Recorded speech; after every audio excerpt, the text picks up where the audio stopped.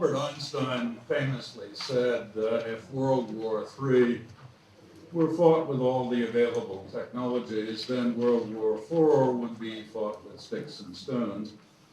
Since his time, thousands of dystopian fictions have described the anarchy that would follow a thermonuclear exchange. The world's libraries and museums would be ransacked in order to gather fuel for campfires. After a generation, human beings would revert to being hunters and gatherers. The gains our species made in the last 5,000 years would be erased. Einstein told us that if the United Nations did not evolve into a genuine world government, able to deploy an effective international police force, a nuclear exchange would be inevitable sooner or later. Nothing we've learned since weakens his argument, but we now know something Einstein didn't, namely that rich playboys like Osama bin Laden can accomplish feats that were once possible only for national governments. Our only comfort is that the terrorists will probably turn the clock back only 200 years rather than 5,000. For what we now fear is not so much the death and suffering that their infernal machines can cause, but the loss of liberty that will come about as a result of Western governments' reactions to terrorist attack. We now worry not about the end of civilization, but rather about the end of various socio-political institutions that emerged in Europe and North America in the wake of the bourgeois revolutions. The widespread suspicion that the war on terrorism is potentially more dangerous than terrorism itself seems to me entirely justified.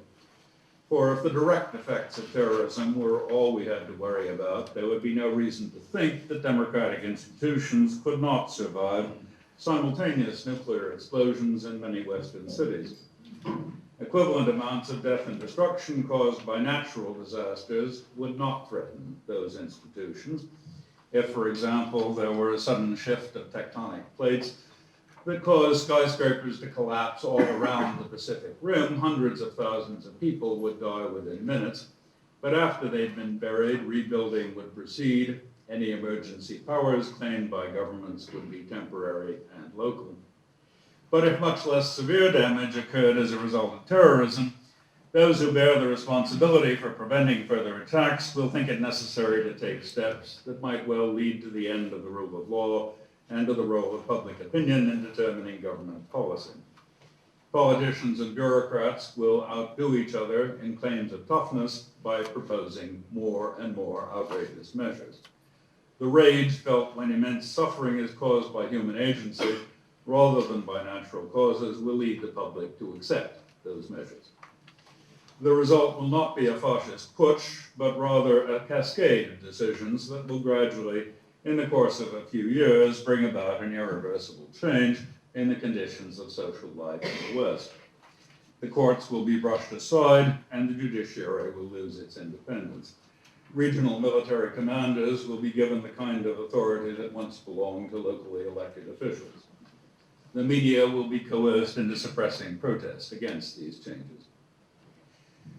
Fear of such developments is, of course, commoner among Americans like myself than among Europeans, for it's only in America that a permanent state of war has been proclaimed by the government. Christopher Hitchens has jeeringly said that many American leftists are more afraid of John Ashcroft, President Bush's Attorney General, than they are of Osama bin Laden. I am exactly the sort of person Hitchens has in mind. My first thought on hearing the news of 9/11 was the Bush administration would use this as the Nazis used the Reichstag fire. And that, I think, is pretty much what has happened. The White House immediately demanded emergency powers, and many of those were granted by Congress. So far, the courts have pretty much gone along, even to the extent of setting up secret dockets, a practice hitherto unknown in American law. Questions about the constitutionality of these new powers have been much debated in American law schools and will come before the Supreme Court next month. 250 towns and cities in the U.S. have passed resolutions against the USA Patriot Act, and some of them have directed local police forces not to cooperate with the federal government in enforcing the Act's provisions. Those who framed and passed those resolutions see the Patriot Act as a foretaste of much more extensive claims to emergency powers that will be made once the terrorists mount a few more successful attacks on the scale of 9/11 within the United States. The Patriot Act was a very complex omnium gatherum, 342 pages long. So was its British analog, the Anti-Terrorism, Crime and Security Act. Both were rushed through in the wake of 9/11. It's unlikely that most of the members of the American Congress or the British Parliament who voted for these acts knew what they contained. Both were presumably drawn up simply by asking the security agencies of each country to list the restrictions they found most inconvenient. Similar legislation will quickly be passed in any Western country in which Al-Qaeda or a similar group launches an attack, a successful attack on a similar scale. Though I do indeed regard John Ashcroft as a thoroughly sinister figure, I do not think the Bush administration is filled with power-hungry crypto-fascists. Neither are the German or the Spanish or the British governments. But I do think that the end of the rule of law could come about almost inadvertently in both the US and Europe through the sheer momentum of the institutional changes that are likely to be made in the name of waging war on terrorism. If there were a dozen successful attacks on European capitals, the military and the national security bureaucracy in each European country will be granted powers they had not previously wielded or dreamed of. The public will find this altogether fitting and proper. Local police forces will start working on instructions from the national capital. Updated versions of the Berufsverbot law will be passed by legislators anxious to demonstrate their patriotic resolve. The government will quickly label any criticism by the media a source of aid and comfort to terrorism. European ministers of justice will echo Ashcroft's reply to critics of the Patriot Act. Ashcroft said, quote, "To those who scare peace-loving people with phantoms of lost liberty, my message is this: your tactics only aid terrorists, for they erode our national unity and diminish our resolve." Such developments would gradually diminish the effectiveness of the various institutions that have made it possible for public opinion to influence the actions of democratic governments. At the end of this process of erosion, democracy would have been replaced by something quite different. This would probably be neither military dictatorship nor Orwellian totalitarianism, but rather a relatively benevolent despotism imposed by what would gradually become an hereditary nomenclatura. That sort of despotism survived the end of the Soviet Union and is now being re-solidified under Putin and his fellow KGB alumni. The same structures seem to be taking shape in China and in Southeast Asia. In countries run in this way, no matter how benevolently, public opinion exerts little influence on government decisions. So the result of the replacement of democratic institutions with power structures such as these would be something like a return to feudalism. Elections might still be held, but they would be as meaningless as was the recent election to the Russian Duma. Careers would be less open to talents and more dependent on connections with powerful persons. Since the courts and the police review boards would have become powerless, it might become necessary for shopkeepers to pay protection money to the police, or to criminals tolerated by the police in order to stay in business. It would be dangerous for citizens to complain about corruption or about abuse of power by public officials. High culture would be pruned back to areas that are without political relevance, as in Russia under Stalin and his successors, and in today's China. No more uncensored media, no more student demonstrations, not much in the way of civil society. In short, a return to something like the Ancien Regime, with the national security establishment of each country playing the role played in pre-revolutionary France by the court at Versailles. Life for much of the world would not be greatly changed if the dismal scenario I have just outlined were to play out in the West. For in the poor countries, most of society has always been, and still is, organized along feudal lines. In the slums of Bangkok and Lima, and in the villages of equatorial Africa and Central Asia, nobody would notice that the world had changed, that a light had gone out.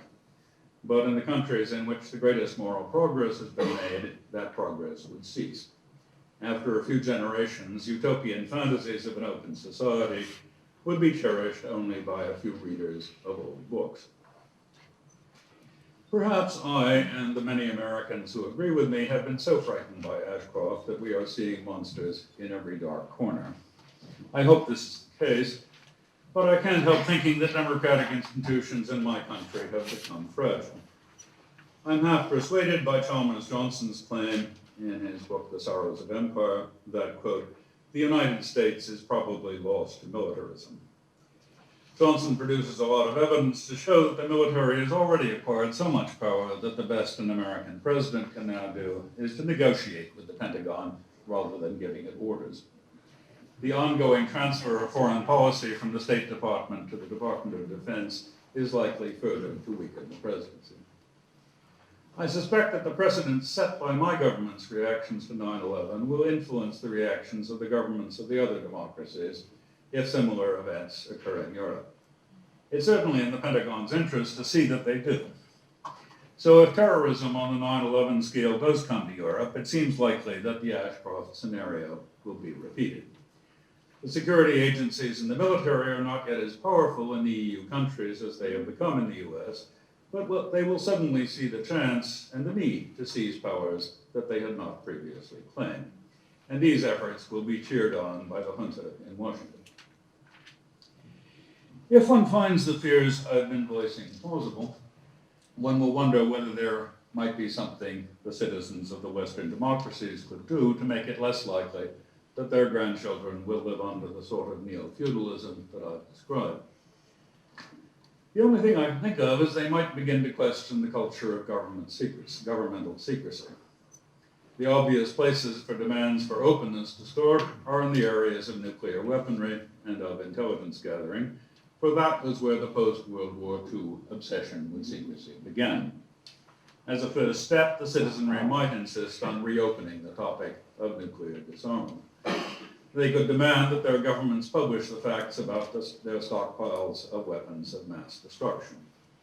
Then they might insist that those governments make public the details of two sets of plans. Plans for responding to the use of such weapons by other governments, and plans for their use by criminal gangs such as Al-Qaeda. They should also demand that their governments subject these plans to the requirements of an updated jus in bello and an updated International Code of Criminal Justice. Such updating, the need for which David Kretzmer and many other legal scholars have made clear, would provide a good occasion to draw up new international agreements and to think about how to restructure the United Nations. If Western governments were forced to disclose and discuss what they plan to do in various particular sorts of emergencies, it would be at least slightly harder for ruggedly individualistic authoritarians holding high governmental positions to make use of these emergencies for their own purposes. For emergencies are less likely to produce institutional change if they have been publicly discussed in detail ahead of time. Furthermore, if the governments of the European democracies were forced to publicize and discuss their plans, it would be more difficult for the EU governments to concede control of world affairs to the United States. It would be harder, for example, for the German and French governments to get away with the tacit assumption that, since Washington will eventually do something about Pakistan and North Korea, the EU need not worry its head about Asia. There's no good reason why the governments of France, Britain, the US, and Israel should not inform their citizens of how many nuclear devices of which sorts they presently have in stock, how much these cost, how many of what kinds they propose to build in the future, and under what circumstances it is imagined that these devices will be used. Nor is there any good reason not to disclose the full history of the development of chemical and biological weapons, to tell the American public, for example, why their tax money was used to develop something called weapons-grade anthrax. Nor is there any reason to keep secret either the intelligence budgets or the agreements that have made it possible to girdle the globe with US military bases. There was little enough reason for refusing to make this sort of information public even when the Cold War was at its height. It's hard to imagine what help it would give to the terrorists that we now disclose. The progress humanity made in the 19th and 20th centuries was largely due to the increased role of public opinion in determining governmental policies. But the lack of public concern about governmental secrecy has, in the last 60 years, created a new political culture in most of the democracies. In Europe and North America, elites have come to believe that they cannot carry out their mission of providing national security if their deliberations are carried out in public, and 9/11 only strengthened this conviction. Further attacks are likely to persuade those elites that they must destroy democracy in order to save it. Historians may someday have to explain why the West's golden age lasted only 200 years. The saddest pages in their books will be those in which they describe how the citizens of the democracies, by their craven acquiescence in governmental secrecy, helped bring about the disaster.